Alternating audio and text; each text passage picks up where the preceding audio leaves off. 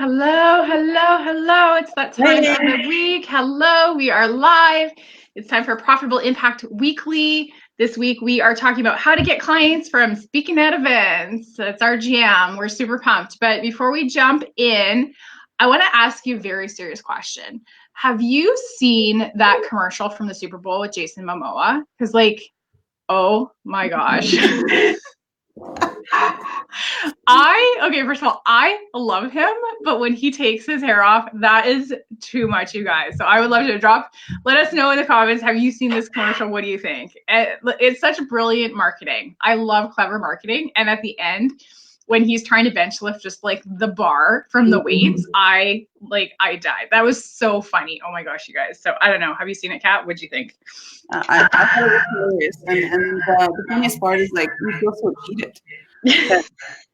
I mean, who hasn't drooled over Jason Momoa? Really, right? And all of a sudden, it's like my image of him is forever shuttered. So if you've seen the commercial, drop us a yes. If you haven't, drop us a no, and we'll share the link. Because that's worth seeing. It's really funny. It's really funny. It's golden. But that brings us really to the topic because it's feeling cheated, right? And that's how sometimes your audience feels when you are not sharing your message, when you're not sharing your offer. And that's what we want to talk to you about today, is all about how do you get clients from the stage, and what are the 3 things that you got to keep in mind to make sure that you get those leads and clients coming in consistently. But before we dive in, for those of you who don't know us, I'm Kat. I'm Kim. And we're the founders of Profitable Impact Academy, where we help clients gain clarity, clients, and confidence through the power of public speaking. I'm super excited to share this with you. This is the 3 things that I know changed the way I show up on stage. I show up for my clients. And the first one is really, how do you make the call to actions when you are on stage? Because when you think about it, a lot of people, they share their message, they share their stories, they come on stage, they deliver incredible content, and then they have 0 call to action. Call to action is really just telling people what the next step is. What do you want them to do? And sometimes it doesn't even have to be about buying your program or buying your service, but you have to have some kind of call to action. So let's talk about how you can make that. And really where you start is there needs to be a transition between what it is that you're teaching them into what it is that you want them to do. And that transpires through the theme of your whole talk. Yes, love it. So I say, hey, Lena, good morning. She's here joining us live. Morning. Hello. Here you go. I'm going to put you on the screen because I love doing that so much. Hello. Thank you for being here. Yeah, so, and that's the big thing. Like Kat said, a lot of people just don't tell the audience what the next step is going to be. And then, so I can hear your feedback, Kat. And so if you've never heard that term before, like Kat said, a call to action is just saying, hey, here's the next step. Here's what you do after I share with you my story, some amazing content. And so many people think it's all about the content. In fact, when a lot of people start out, they don't even share any of their story at all. And they just go like content heavy, and you kind of lose your audience. So it's important that you're giving them some story, creating that connection, the know, like, trust. You're giving them some content so that they understand you're the expert in whatever your topic is. But then you're letting them know what comes next.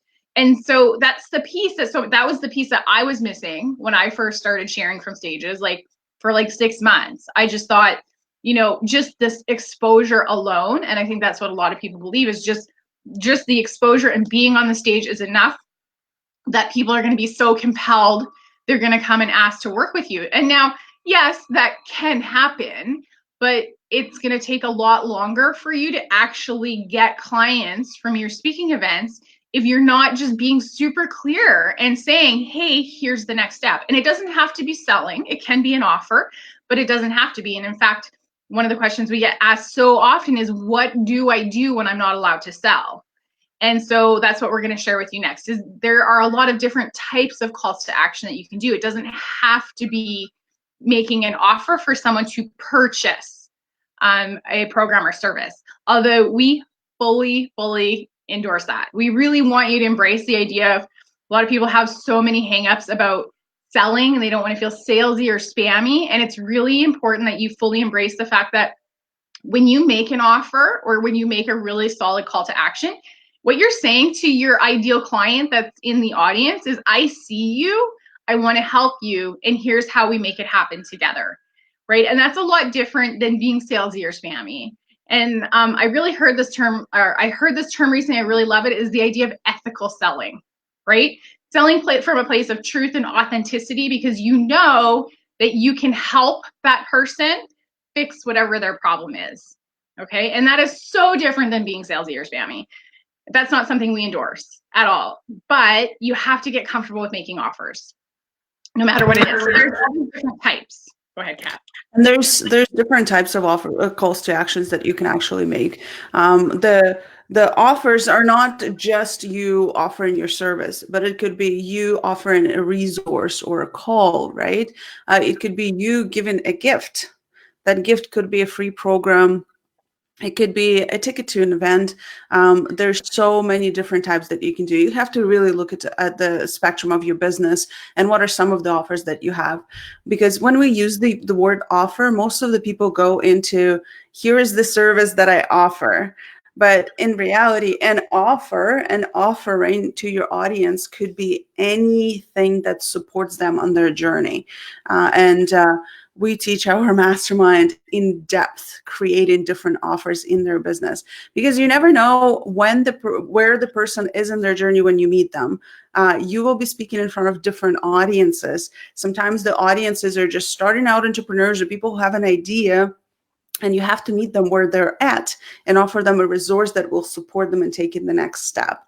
It's like I always think about it. Sometimes I'm in the audience and I watch a speaker, and there's such a mismatch between the message and the audience, where the audience just wants to know, how do I replace my job income? And the speaker is talking about creating an 8-figure business. And it's such a disconnect, because everybody's sitting there and thinking, I just want to quit my job. And the speaker is talking about making like $10-20 million, where it just feels unattainable. So you lose that connection with your audience, where they feel like you don't understand them, because you're talking about something way beyond what they're thinking about right now. And so with creating offerings in your business, right, it was creating those calls to action. Knowing who is sitting in the audience is crucial, because if you know that, you can figure out what is it that you can offer at the end of your talk. And so that brings me to the next point, which is, what do you do after? A lot of people, they think, okay, well, I stood on stage and I presented, I made an offer, people took me up on it, some people didn't take me up on it, and that's it. But here's the thing is, if you are thinking that the end of your talk is the end of your lead generating machine, you're leaving money on the table. There's a huge power in the follow-up. And I'll tell you right now, we are over the age of automating everything, and we're over the age where people would just buy things for the sake of buying. We're in the age where selling, especially selling from stage, is all about building relationships. And so that's what you want to do. You want to build relationships with your audience. So some of the things that you can do after you present on stage is simply just send a little thank you message for them being there and supporting you, right? I always send a thank you message to the organizers, because they go through tremendous amount of work for me to have a stage to present on, right? With your audience, you have a whole follow-up system. You can send people who came up and talked to you, grab their contact information, follow up with them. If you gave anybody advice, follow up and see how are they doing with that. This is where you're going to close a lot more of your clients. This is where you can transform and want a lot more lives. Some people, they're a little shy in the audience, and so they watch you speak and they're super inspired, but then they see 3, 5, 10 people surrounding you after you talk, and they think, well, my question is not that important. It's okay. But the thing is, those are the people who need your help the most. Those are the people that are waiting for someone to support them just enough for them to be brave to take the next step. And a simple message It doesn't even have to be personalized. I've spoken in the rooms of hundreds, and I would simply just ask people if I can send them a message afterwards, and they would say yes. I would ask organizers if they can send message from me to the audience, and some of them would say yes. I would collect contact information from people and then follow up with them. And the thing is, it makes a huge difference, where Kim talks about all the time. People want to be seen.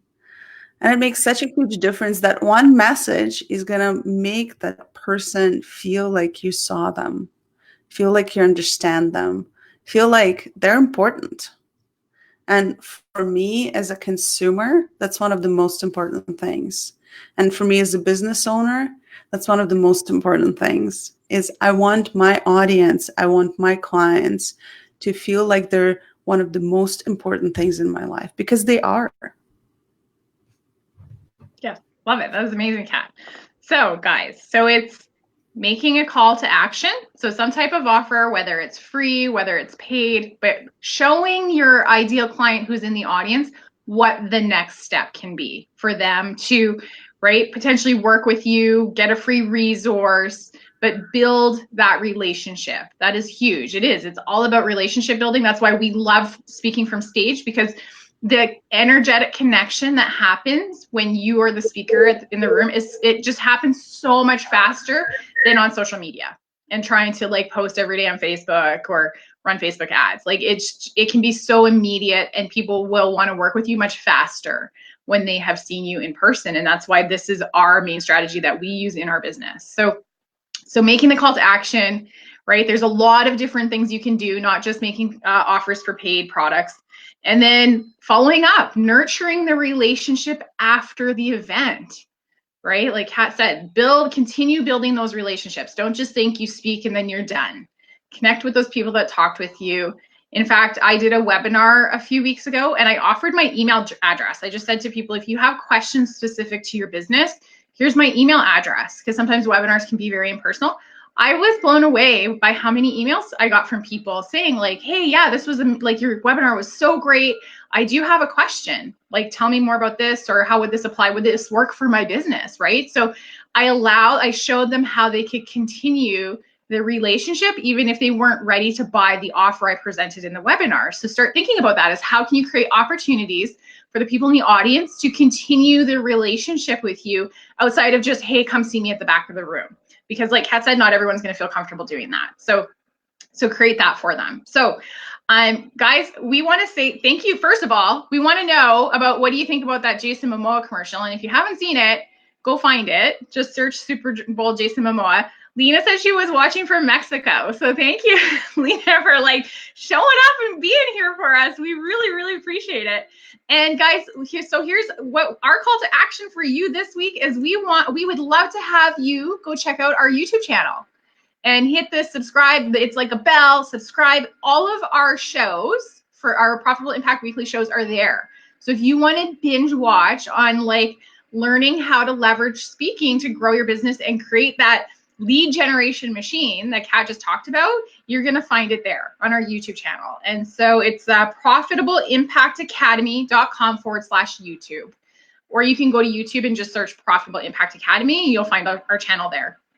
So all of our episodes get loaded there every week, and you can like catch it if you didn't catch it from the beginning. We would love to have you subscribe to the channel and join us over there, because it's fun. YouTube's a fun place to be. So any last thoughts, Kat? No, guys, if you want more of the content like this, really our YouTube channel is the place. Facebook pretty much archives the videos, right? Like once we are finished going live, this video is gonna get buried by everything. So just go subscribe to our channel. We are going to start in a couple months here too, posting some bonus videos. So that's going to be only for people who are subscribed to our channels. So there's huge value in the content that we're providing you. And there's huge value in implementing that content. And I can't even emphasize enough it. Don't just listen, do. Yes. Don't just listen to what we said today, but think about the last time that you were on stage. What are some of the things that you can implement from what you learned today? What are some of the strategies that you want to try next time you're on stage? And if you haven't been on stage, just come out to our event, and we're going to make sure that you get a stage and you know exactly what you will be talking about. And that's profitablespeakerbootcamp.com. Just check it out. I'm super excited. We have you listening to us every week. We are full of gratitude for every single one of you.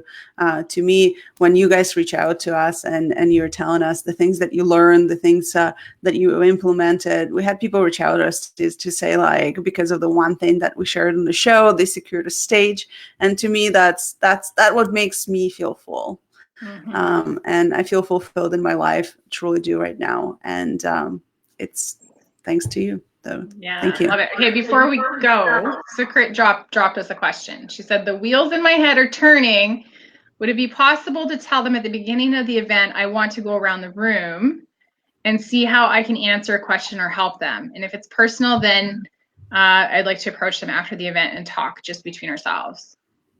Yeah, so here's the thing. You don't even need to tell them that you're going to do that. Just do it. In fact, that's one of the things you should be doing before, especially if it's a networking event, before and after your speaking opportunity. Don't hide. I've seen people do that where they kind of hide off to the side, probably because they're feeling pretty nervous instead of engaging with the crowd. So again, like connecting and talking and working the room before and after your speaking opportunity is really important. Part of building the relationship. Don't hide in the corner or in a different room because you're feeling nervous about speaking. I've seen that happen lots of times. People do, they want to connect with you. And so if you're being accessible, then they will come and start the conversation. But just remember, you don't want that to be your main call to action, because not everyone's going to be comfortable talking to you. Or if they see, like Kat said, if they see a huge lineup of people waiting to talk to you, they'll be like, whatever, like it's not that important, or my question's not as important as that person. So you really want to make it clear that there are other ways outside of the room they can connect with you to ask you questions or like set up a time to talk to you. So that was an awesome bonus is I know that my conversion increased by 20% the moment I started going and connecting with people in the room before my talk. I've seen such huge improvement with speakers who are coming to an event that they speak at and stay there the whole time. Because I'm going to tell you right now is people will be shy or scared to talk to you right after you talk. If you leave right after, you're missing out on sales. If you didn't connect with people before you're on stage, you're missing out on sales. They don't know who you are. And so building those relationships before and after you talk is crucial. Me and Kim, in fact, we have a stage that we get asked to speak at later this summer in Las Vegas. And we're planning to be there the whole time, the whole event, to make sure we can actually personally connect to people in the audience. We can get to know them. We can understand them. It also will help you make your talk a little bit more custom, right? Because again, knowing who is in the audience is just as crucial as having a signature talk. You can change your story a little bit. You can change your content a little bit. You can give more relevant examples to people in the room. And to me, that is so valuable. If I'm sitting in the room and the speaker from stage talks about my industry, my ears perk up. I'm listening because I want to know what they have to say about my industry, right? But that takes a little extra mile of you going around the room and actually getting to know who are the people in the room. What do they do? Where they're from? What are they excited about? You got to realize that every single person in that room left something behind or put something on hold to be in that room and listen to you. So make sure you make it count. For some people, it's families. Time is super valuable to people. For some people, it costs them a lot of money. Some of them put it on credit cards. So there's so many things that they put at stake in order to be there. So make it count. Make them feel important, right? Because they are. Love it. That was a great question, Secret. Thank you. So guys, we're going to wrap it up. Thank you for being here. We appreciate you. We'll catch you next Tuesday, 9 a.m. Bye. Bye.